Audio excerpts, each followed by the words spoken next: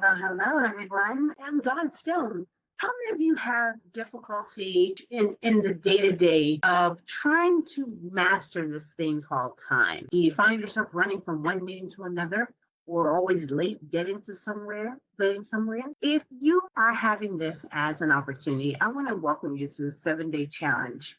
We will start mastering your time so you can focus on things that truly matter. So today I'm just going to make it brief. We're going to talk about clarifying priorities and helping you focus on the things that really matter to you in your life, personally and professionally, how to take action against those things, and ultimately balance your life. Why? Because stress, conflict, anxiety, depression, all of those things can be something that can be both overwhelming and discouraging. So we want to share some things today that are going to help you stay on track. So first and foremost, I want to talk to you about what the 168 challenge looks like. I'll have a link in the video. Feel free to start your journey and share it with others because we all have the same 168 hours in a week, and how you master and manage that time makes the difference between someone being super successful in living out their dreams and someone who is overworked, overexhausted, and sometimes overextended, right? So exhaustion and extension leaves you totally depleted. So we're going to get away from that. And then the management of your time is important. So we're going to talk with some tools on how to make that possible. We'll look at some common mistakes that people make, and then look at how we can take time management and you can create an activity. So the first thing I want to ask you today is, who's in flight? Who is in flight with you? Where are you calling in from? I would like to know. And then what is one thing you wish you had more time for? As you're going through this, feel free to stop and pause the video, but I really want you to take the time to figure out some things that are working for you and some things you'd like to work better. Now, what's the importance of time management? Time matters because it helps us improve productivity. It helps us create and set boundaries that are healthy for us and others.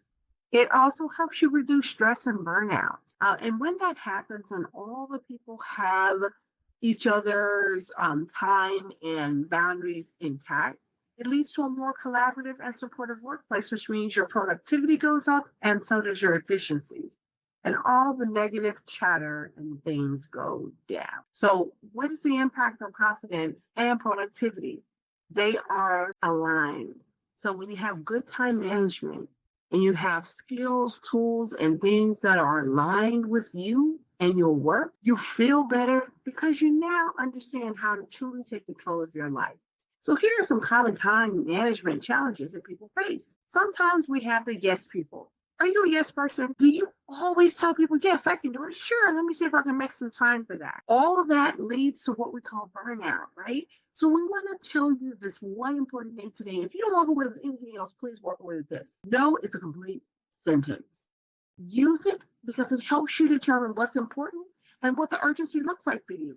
Just because someone's bringing you their big folder doesn't mean you have to shoulder it, all right? The second challenge with time management is a lack of prioritization. I'm going to talk about a matrix that can be used to help you prioritize tasks. And it's going to break it down into 4 quadrants. Literally, there are things that are on your list of to-dos that you know you must do.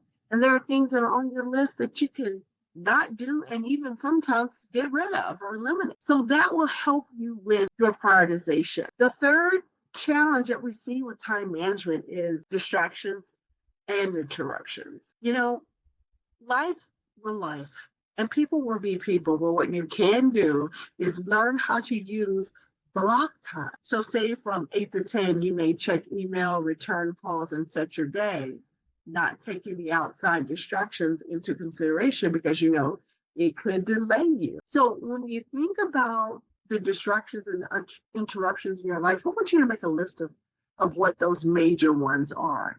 And then work intentionally over the next 7 days to eliminate them, or if not eliminate them, decrease them. The fourth challenge with time management involves inefficient meetings. Sometimes people will meet to have a meeting.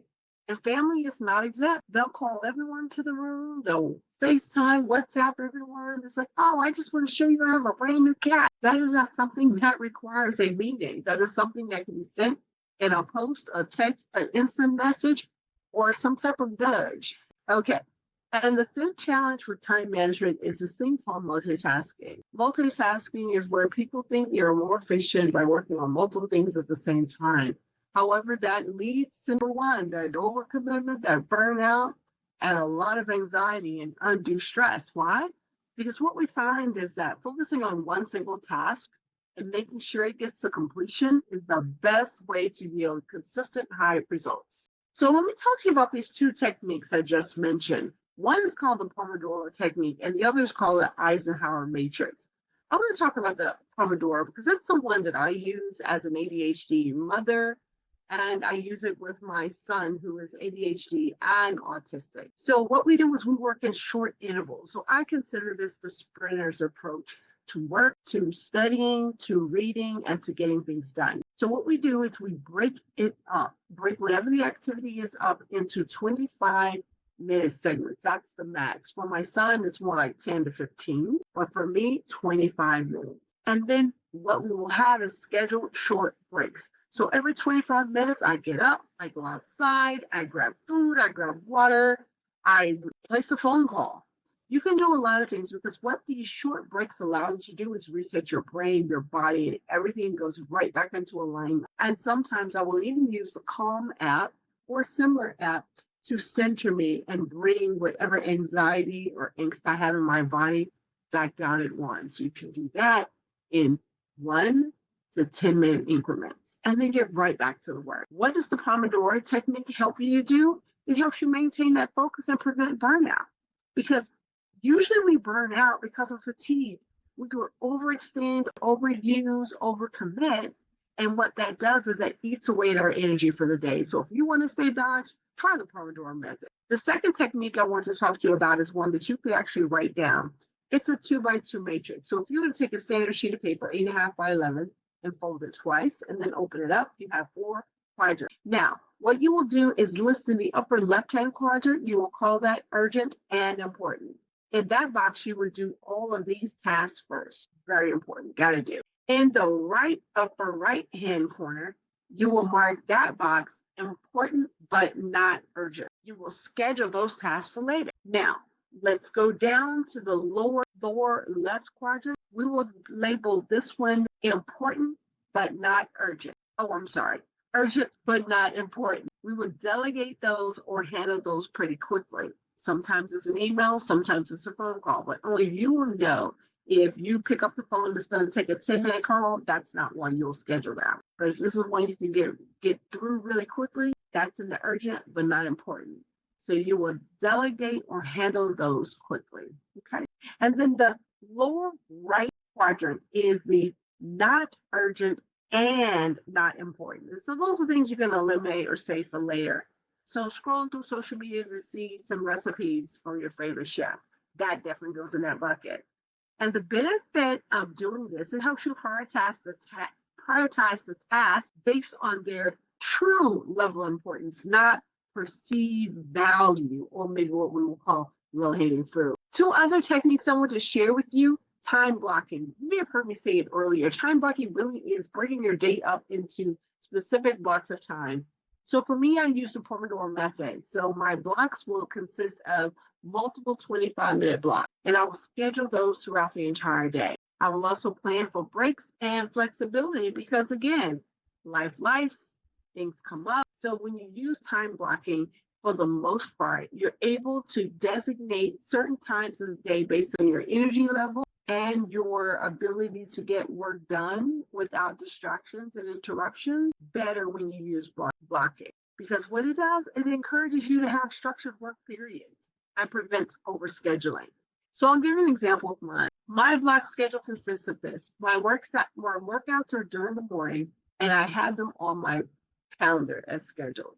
So there is a block where I can work out before I take the kids to school or after, right? But that block is already on my calendar. Then work for 1 hour is open to just scheduling and planning. I have 2 hours for prospecting and phone calls. I have 1 hour for professional development, and then I have client hours. So those are all scheduled 7 days a week. And I also schedule my rest. So ensure that you do that as well. and put it on your calendar. Put the alarm on, notifications, because those ones are you ones you want to keep because they will prevent you from overscheduling and burning out. Now, the last time management technique and tool I'd like to share with you is what we call the 2-minute rule. If a task can be completed in less than 2 minutes, do it immediately. So that's going back to that Pomodoro method. I'm sorry. No, it goes back to the Eisenhower metrics. And that's where you have a task that can be done really quickly. Just knock it out. Might be a quick phone call, might be an email, might be something you can schedule or a task you can knock off with your list. Great. This helps you prevent tasks from piling up and clears away for a more focused work that day. Because sometimes people get overwhelmed, students, children, spouses, partners, leaders in organizations. It happens. So what you want to do is look at that full day, look at your schedule, whatever system you're using, find the easy things, and you can do those first. So then that way it resets your entire day and you're ready to go. So the second part I want to talk to you about is how to stay organized. You're like, this is great, new information, but how am I going to put all this together? There are a few task management tools that are available to you at low or no cost. We have Trello, Asana, and Google Tasks. And Microsoft also has a to-do list. So I use Google for mine, and all of my tasks are set and scheduled. So as I complete them, I get to mark them off. You can also use a calendar system like Calendly, Acuity, Google Calendar, Outlook, Monday. You can use all of these different systems to help you block your time and your break. It is important to have them sync across all your devices. So even when I'm on the go, I know exactly where I'm going, when I need to be there. And I want to tell you this, bake in travel time for every event outside of your home office, okay? And your office in general. Why? Because if I have to be across town at 5:30 tonight, which I do, for an event, I have to leave my house at 4 o'clock because of peak traffic. So benefits, keep all your commitments in one place. It's easy to update and share with colleagues and family when everything is organized in a digital format. So another way that we want to do this, say we want to stay organized from an email management standpoint. Some of those same tasks are here, those same tools, task management tools are here. And on your email, use folders and filter them to keep your inbox organized. And I like to do this. I set a threshold. There's so many days I can go before the email has to be cleaned out, the box has to be cleaned out. I'm at that point now. So what I will do is get my team and actually have them go and scrub and clean all the promotional emails out, all the emails that are subscriptions that I have, and then just work with the true priorities in the inbox so then I can schedule them and continue work as possible. So benefits of this, it helps you reduce the feeling of email overload. It keeps the communication organized. The worst thing you have is a client requesting services buried somewhere in your inbox because you have to maintain the ability to be easy to work with and to be accessible, especially when it comes to your business and your work that's at your office as well. So here's an activity I like to ask you to do, and you can pause the video here if you'd like. I'd like for you to use your time now. We've got 10 minutes to prioritize your day. I want you to create 3 personal and professional priorities each. So that's a total of 6. What I want you to also do is come up with 3 non-negotiables. So these are things that you will not budge on in a workplace, no matter what, or you will not budge on in a relationship, no matter. So I'll give you an example. If someone likes to hang out with their friends every Friday night, and this is your partner, you may say, hey, a non-negotiable is I go with you or you don't go at all. And then you want to rate your self-care on a scale of 1 to 5, with 1 being low and 5 being high. So take 10 minutes to do that now, and you can pause this recording. Welcome back. How was that exercise? Yeah, text me or write down in the notes below and let me know what you got from today's minute of conflict resolutions, tools, and tips to make you have peace and prosperity in 2025. I thank you for being here.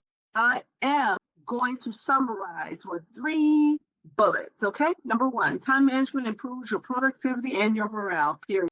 Prioritization, time blocking, and single task is a key strategy for your business and for you. So again, Multitasking is not the answer. Single task. That's how you get more done. And lastly, use tools and techniques that work best for you and your workload. I shared a few with you. There are some more you can Google online, and there are some from your past. Be sure to share them with someone, and I look forward to seeing you again next time. Thank you. If you have any questions or any suggestions for additional training, please drop me a note. My handles are at The Conflict Chick. I'm on Facebook, Instagram, LinkedIn, and TikTok. Have an amazing day.